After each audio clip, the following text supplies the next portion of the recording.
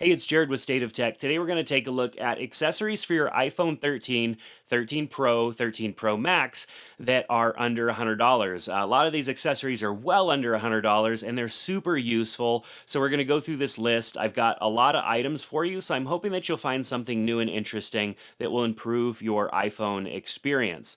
So the first thing we're going to talk about is screen protectors. Now, I don't like screen protectors because I've always felt like they take away from the quality of the viewing experience, but I have been scratching my iPhone screens off of things that shouldn't be an issue. You know, we watch these videos online where people take these specialized picks and scratch at the screen and say, oh, it should be able to support this type of damage. And in reality, our phones scratch up against stuff all the time and they just simply can't take that much abrasion before we start to have issues. I had my iPhone sitting in the cup holder of my truck and a washer was in there and it started resting up against the screen. It wasn't bouncing or doing anything, but just it simply resting up against the screen and maybe sliding back and forth a little bit scuffed up my screen. That seems like that shouldn't have happened because it wasn't banging the screen or anything like that. So I should have put a screen protector on. Now, there's a company that makes a few different screen protectors, and I love their screen protectors because depending on what you're wanting to accomplish with a screen protector, if it's just to protect your screen, they have an option for that. The UHD display guard from MagGlass doesn't affect the quality of the display. It's simply just a screen protector. But perhaps you're concerned with blocking blue light. They have a blue light filter screen protector as well. You have an anti-glare that's going to help cut down on glare. Maybe you spend a lot of time outside and you're always getting glare from the sun or whatnot, or maybe lighting in a place like this. I'm getting glare in my glasses from that. And then privacy guard, which of course makes it very hard for anybody to see what's on your screen unless they're looking directly at it. So a lot of good screen protector options there to help protect your screen against scratches and other issues like that, because it's been unavoidable and I am very good with my with my devices and take very good care of them. But the littlest mistake, sometimes even sliding the phone in and out of your pocket of your jeans 100 times a day and maybe hitting on one of the little brass brads in your jeans, could definitely scratch your iPhone. So make sure to get a screen protector. All right, so the next accessory is a HomePod Mini. The HomePod Mini, I've been surprised by. I've avoided it because I bought the original HomePod and I just wasn't super impressed with it. The integration, I don't think, was quite there yet. But now that the HomePod Mini is much more integrated with Apple's ecosystem, I can do things like answer calls on it so I don't even have to pick up my phone. You know, I used my AirPods a lot for that, but I'd have to fish for my AirPods out of my pocket. And, you know, I'm fine with speakerphone, and so the HomePod Mini works out really well for that. I can ask it to play music. It does a really good job at that. The audio quality on it is fantastic. I would say maybe even a little better than some of its competitors. Sure, Siri is maybe not quite as intelligent as Google Assistant, but the way I'm using the HomePod Mini at my desk, I don't necessarily need it to answer questions for me. I need it to do the simple tasks like playing music, podcasts, answering phone calls, set a timer, stuff like that. Those are the things that I'm going to my HomePod Mini most for. And it is doing a great job at those things, where if I was using a Google Home, I would have to take extra steps. And I have a lot of Google Homes. I actually just made one set off somewhere around here.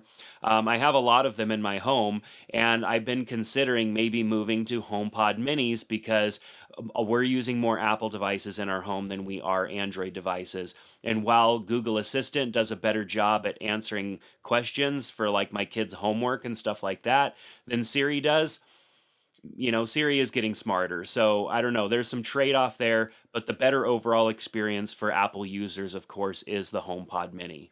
All right, so the next item is an Anchor magnetic grip for your phone.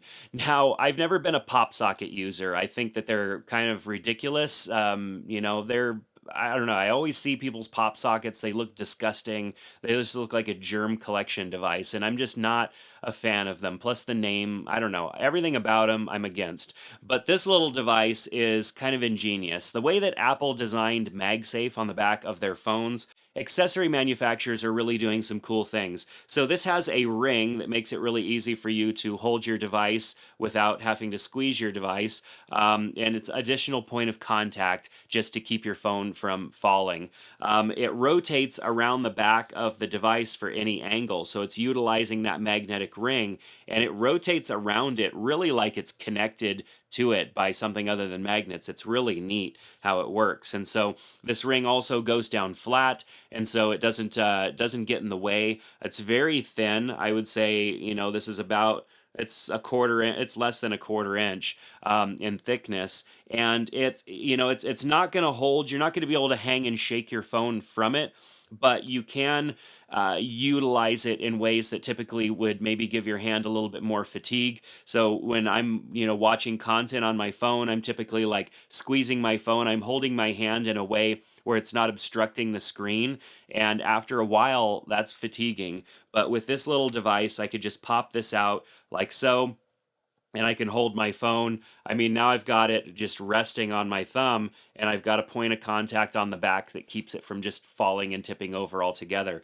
And so to me, that's a good experience where I feel a little bit more secure holding my phone in this way, and not being so worried about dropping it. And then it just pops right off very easily like so, and then back onto the phone. Obviously, we can only have one MagSafe type accessory on at a time, but this is one that I leave on all the time except for when I'm charging my phone at night. Speaking of charging your phone, if you need an extra battery boost, Spigen has a battery accessory that is magnetic and attaches to the back of your phone. Of course, Apple has one of these. It's pretty expensive, and the Apple model will get you about a full charge out of your phone if your phone was pretty close to dead. I've been able to get a little bit more than a full charge out of this magnetic phone charger from Spigen. So what's nice about this is that it's lightweight. It has a USB-C charger on the bottom, and it will charge your phone like so. I just slammed it into my phone. And then it will also charge other phones that support wireless charging. Of course, this is designed to attach to the MagSafe base of your phone, and so with other phones that don't have some form of magnet, it's not going to magnetize to the back of the phone, but it will charge other devices as well. And this device has just been great. My phone has gotten down to around 20%, which I did on purpose so that I could see how much charge I can get utilizing this magnetic charger from Spigen. I got a full charge all the way from 20 back to 100, and then I let my phone get down to about 50, and I got another 30% out of this before I had to go and top this off. So very easy to top this off. You just plug it into USB-C, let it sit there, and then grab it, and when you need it, it's ready to go. Pop it on your phone, hit the button, and you're off to the races charging your phone. So a great accessory and significantly cheaper than what's offered from Apple. All right, so if you need an expensive kind of stand for your phone or a display for your phone, ESR makes this phone stand here that it's not a charging stand, it's simply just a base, and it has a little bit of telescoping height here. You can raise it up and down. It rotates all the way around, and then it also kind of flips over. I mean, you have to grab the stand too. It's not really strong enough to hold your phone when you flip it over. But I mean, it's a good accessory if you're not wanting a charging base. They make a lot of these, ESR, other brands make a lot of these that also provide charging. And you don't necessarily need charging in all scenarios. You just want something that you can pop your phone on and have it visible, the screen visible to you. And so ESR makes this Halolock desktop phone stand, very inexpensive, and an interesting accessory for some situations. I mean, on my desk, I would prefer to have one that is charging, because why not get two things accomplished at the same time, have my phone on display and get it charged at the same time. But there are instances where maybe you're at a desk or something where there isn't power, you're somewhere where you want the display, you're using FaceTime, you're on a video call with your phone or something, and you don't have charging capabilities. This stand is great because it's inexpensive, it's lightweight, it doesn't take up too much space, and you can attach your phone to it at multiple angles, rotate it around. It also rotates around, like I said, goes up and down a little bit, and then also flips over. I don't necessarily know what this little circle is here. Maybe it's to help you hold it still as you rotate it around. But I don't know, decent little device. This was sent to me. I have been using this when I'm elsewhere in my home and when I'm doing video calls with family. My kids are doing video calls with family. It's easy just to pop this up. That way you're not holding the phone in your hand, shaking it around, all of that stuff. So nice because it doesn't do charging, doesn't have wires coming out of it that I have to worry about. But if I was going to have it at my desk, I probably would want one with a charging option. Now, in another video, I talked about different chargers that you can use with your iPhone to get the best charging performance out of it. And we even used a charging meter to kind of show what kind of performance we were getting based on the accessories that we were using. So check out that video if you're interested in chargers. But Spigen has a series of chargers that put out a lot of power and you can charge multiple devices with them. This is their 70-watt charger, and it has dual USB-C coming out of the back of it. That means that you can charge your iPhone fast. You can also charge an iPad fast at the same time. 70 watts is enough to charge a smaller laptop as well. So this is a versatile kind of do-it-all type of charger. And they also have a 100-watt option too. So if you have a little bit larger of a laptop, it's going to need closer to 100 watts of charging power. They have that option as well. But the 70-watt becomes kind of my travel charger that I take with me because it's got more than enough power to trickle charge a laptop, not charge it fast, but trickle charge a laptop. And then I can also quick charge my iPhone, charge my iPad. It's got the dual USB-C, so I could charge multiple devices. So charging cables are also something that's important, and Spigen makes some really good charging cables as well. So what I have here is two different charging cables from Spigen. The one that I use the most often with my iPhone is this USB-C to Lightning adapter cable, and they make them in different lengths, and I believe they also make them in black. And so these cables are great because they seem to be more durable than Apple's cables. Apple's cables start to fray, especially if you or somebody in your household tends to pull the plug out by the cable instead of the grip on the attachment instead.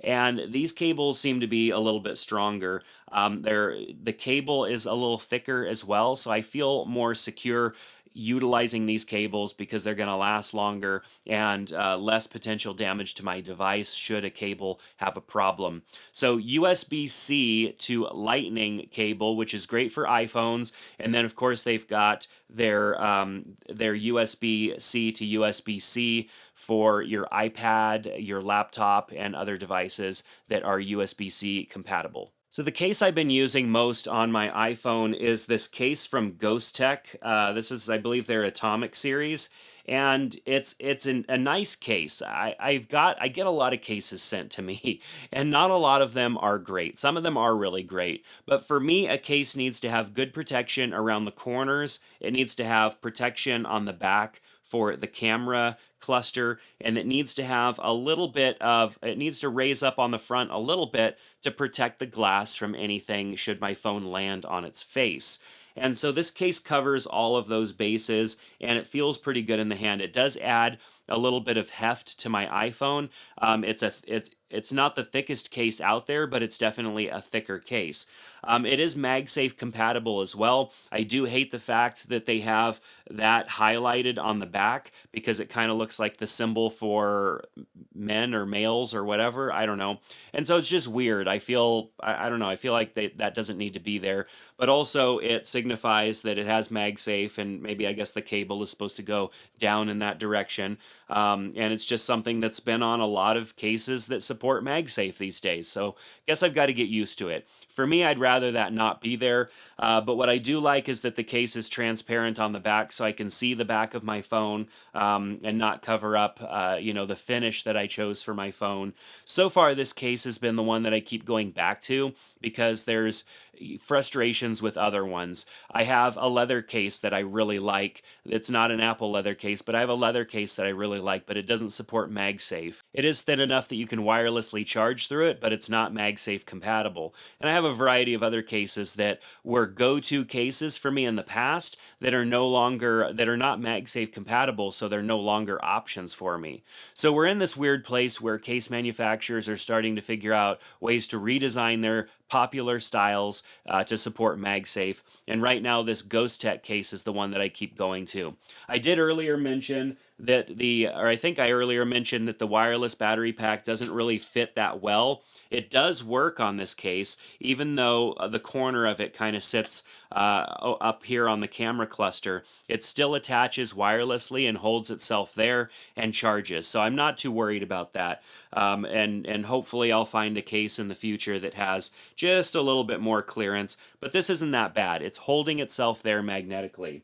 It also works with the Anchor magnetic adapter as well, and it actually attaches stronger to the case than it does to the phone by itself. It's a little bit harder to rotate around, as I was showing earlier, but it holds tighter, and I feel more secure with this attached to the case that supports MagSafe with the phone than just attached to the phone by itself. The last accessory I wanted to talk about is Airtags. Now, of course, I have Airtags on my keychain, but I utilize Airtags in a lot of different ways, and I've talked about Airtags in a few different videos. So I use Airtags when I travel with anything that I'm taking with me, and I do a lot of work where I travel with my camera equipment, and so some of that stuff ends up checked in the airplane, and I put an AirTag in those cases to make sure that everything gets to the airplane that I'm on, gets to my connecting flight, and then also gets off of the airplane when I get to my destination. Now, AirTags, people have been doing some cool things with them, shipping them places in packages and watching it as they go, and AirTags just have really proven themselves to be one of the better solutions out there for a tracking device. And so with AirTags, I've really utilized them in a lot of different ways in my life. And Find My on the iPhone definitely is great if you're using like an Apple Watch or an iPhone or a different iDevice, but utilizing Find My with the AirTags is just a really cool experience. And so, you can get one of them. I think they're $29. You can get a pack of four for $99. I have a video where I talk about different cases and different attachment devices that you can use with your AirTags. I have cases with adhesive backs that I use in my camera cases. I have little cases like this that are more keychain style that I use on my keys and I use in my camera backpack. And there's just lots of different ways that you can utilize AirTags. So it would make a great gift this holiday or pretty much any time for yourself or the tech lover in your life. So that's going to do it for this video. We've talked about several different accessories for the iPhone. Of course, AirTags are one of those things as well. The HomePod Mini, those are accessories that you use with your iPhone. We talked about accessories that you can use on your iPhone as well. What's your favorite accessory that you use with your iPhone? Definitely share that with me down in the comment section below. I'd love to hear what you're using. So check out the links in the description below to all of the products that I've talked about in this video. But that's going to do it for today. Thanks so much for being here, and I hope to see you back in another one soon. Take care.